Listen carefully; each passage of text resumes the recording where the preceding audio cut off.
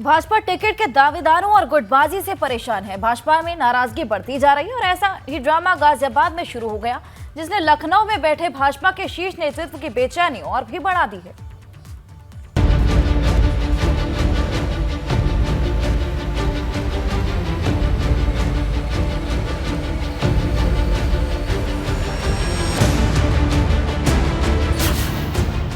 नाराजगी का बम, भगवा ब्रिगेड में हड़कंप।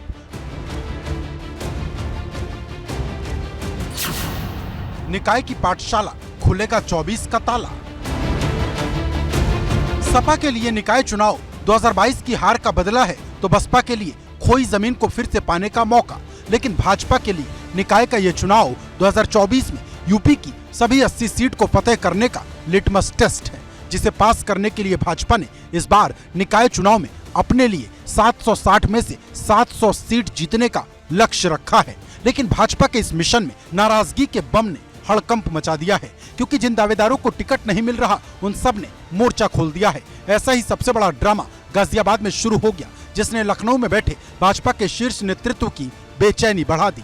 दरअसल मेयर सीट को लेकर भाजपा की तरफ से 5 नाम शॉर्टलिस्ट हुए। शॉर्टलिस्टेड इन नामों में कुछ नामों पर पार्टी के भीतर विरोध शुरू हो गया, क्योंकि कार्यकर्ताओं की माने तो इन नामों में कुछ ऐसे नाम थे जिनको पार्टी कार्यकर्ताओं ने आज तक देखा भी नहीं। अब इसी को लेकर गाजियाबाद के भाजपा विधायकों ने लखनऊ में डेरा डाल दिया। वहीं इससे पहले लखनऊ में भी इसी तरह का विरोध हुआ था, जब टिकट न मिलने से नाराज दावेदारों ने भाजपा दफ्तर के बाहर विरोध शुरू कर दिया था।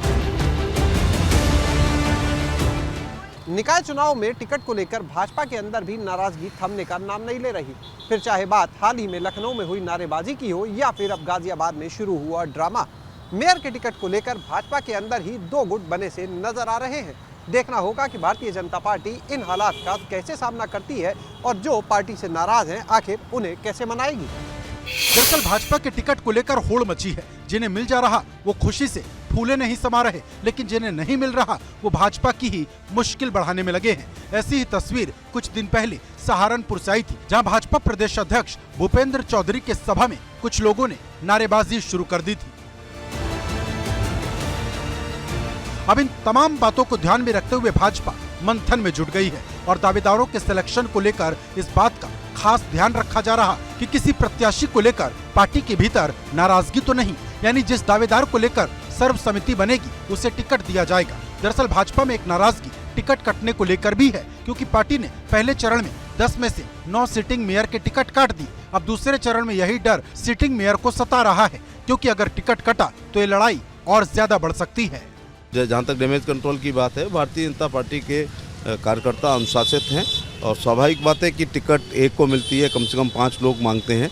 लेकिन हम लोगों के अनुरोध पर, पार्टी के संगठन के अनुरोध, तो रिकॉर्ड पर हमारे पास 2 निर्विरोध हैं, लेकिन हकीकत में ऐसे 30-35 भारतीय जनता पार्टी के कार्यकर्ता जिन्होंने नॉमिनेशन कर दिया था, हम लोगों के अनुरोध पर उन्होंने वापस लिया, इसलिए इलेक्शन बहुत सुगम हो गया है।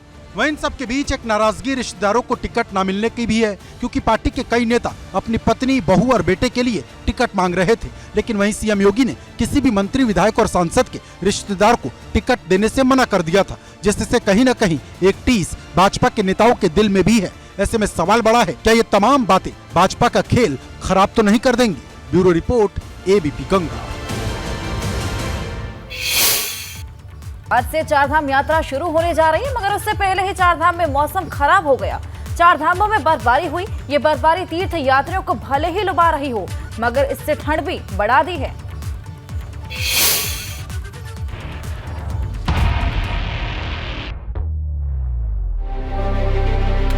शनिवार से यमुनोत्री धाम की यात्रा की शुरुआत होने जा रही है, मगर उससे पहले ही मौसम का मूड बदल गया है।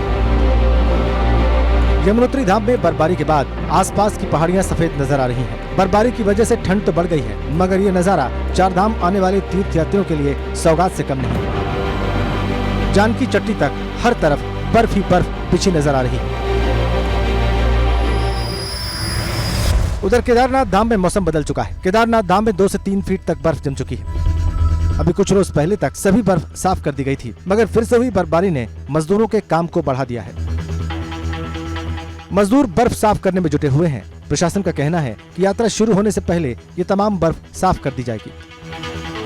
पिछले करीबन 48 घंटे से भी बर्फबारी चल रही है, जिससे कि 2 फीट के ऊपर बर्फ़ जमा हो गई है। और जो भी हमारे टेंट्स थे उसमें काफ़ी डैमेज हुआ है, बिजली की लाइन में भी काफ़ी डैमेज हुआ है, पेयजल की लाइन भी डैमेज हुई है। लेकिन विपरीत परिस्थितियों में भी हमारी कई टीम्स वहाँ पर जो -5, -6 टेम्परेचर्स में भी लगातार काम कर रही हैं, जैसा आप देख सकते हैं। और हमारा प्रयास ये है कि जो भी हमारे श्रद्धालु केदारनाथ धाम आएंगे उनको हम लोग सुविधाएं दे सकें। जोशीमठ के ऊंचाई वाले इलाके में भी मौसम का मिजाज बदला है। बद्रीनाथ धाम में बर्फबारी हुई है। बद्रीनाथ धाम में 1.5 फीट तक बर्फ जम चुकी है। बर्फबारी के बाद पारा गिर गया, जिससे ठंड बढ़ गई। मगर ये बर्फबारी उन तीर्थ यात्रियों के लिए कुदरत के तोहफे से कम नहीं है जो 4 धाम यात्रा पर आए हैं। गर्मी के मौसम में भी सैलानियों को बर्फ देखने को मिलेगी। जाहिर है ये तीर्थ यात्रियों के लिए किसी सौगात से कम नहीं है। 27 अप्रैल बद्रीनाथ धाम की तीर्थ यात्रा शुरू होने जा रही है, मगर बर्फबारी ने यात्रा की तैयारियों पर असर डाला है। एबीपी गंगा के लिए जोशीमठ से रणजीत, बरकोट से नितिन के साथ रुद्रप्रयाग से रोहित की रिपोर्ट।